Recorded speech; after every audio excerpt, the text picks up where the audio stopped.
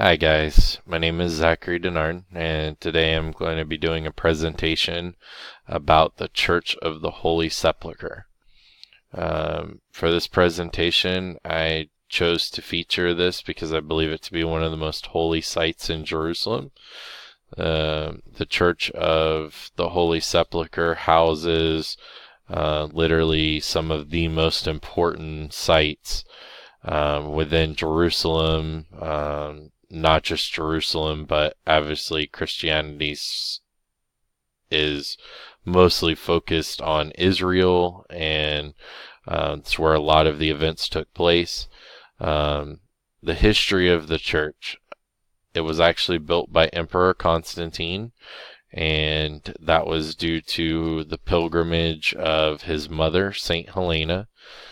He decided to have it built in 326 AD.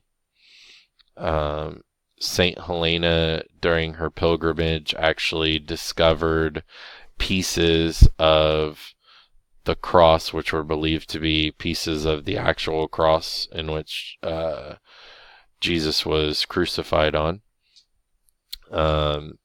The two sites in the area that are of very high significance are the site of Jesus' crucifixion, which is known as the Hill of Calvary and or Golgotha, depending on which one you've learned it to be, and the site of his burial tomb, which is where he stayed until his resurrection.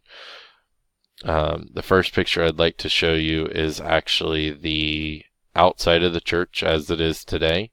If you were to visit Israel, and specifically go to Jerusalem to see the church, you'd see pretty accurately this is what it would look like now. It's nestled in and amongst a lot of other buildings in what they call the Old City. The roof that is currently on that building was built in the 1870s. The roof you see here.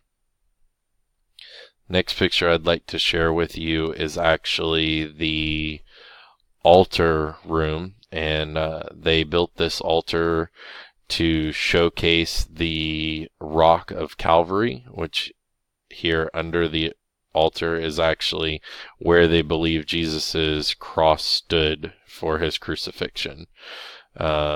Sometimes people will literally line up for hours just to get to crawl under here and touch the stone and or kiss the stone.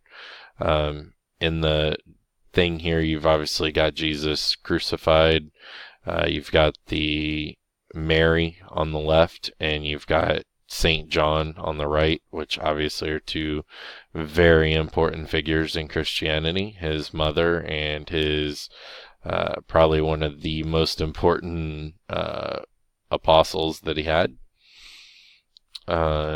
Continuing along, this is where the tomb is, and actually this is a slab of marble they've built over the top of what they believe the tomb to be. This is housed within a room that is measures in at about 2 meters by 1 meter.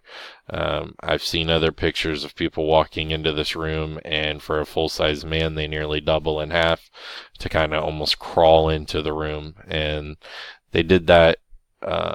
They built this structure around it actually to protect it from the elements, because even though it's within the church, it actually helps further protect it and keep it a little more preserved. My interest in this subject should be fairly obvious. As a Christian, these are the sites of Jesus' crucifixion, burial, and resurrection, which are literally the most vital, important parts of my beliefs. That's the way by which I am saved from my sins and not damned for an eternity in hell and punishment. A little bit about the structure. The central thing is considered a rotunda, which is a circular building, and it often is capped off with a dome, like you saw. This is built in the similar style of other churches, including the layout of the Latin cross, where you go through a big courtyard or room into the narthex, which then leads into the cathedral area. They actually built this building for the preservation and veneration of these holy sites. Again, as I mentioned in the intro, the creator was Constantine. He was a convert to Christianity, and he was responsible for founding the church. It has been damaged multiple times and or outright destroyed over the years, and they've had to rebuild it several times. It was primarily built out of wood and stone, with many more additions coming throughout the years, adding on to the history and rich design. I'd like to give to our textbook, Culture and Values, for information regarding a lot of the history of why the church came to be. And then I also researched a lot of information from Bible Walks and churchoftheholysepulchre.net, which are both websites that are dedicated to showcasing all the different features of the church. Thank you very much.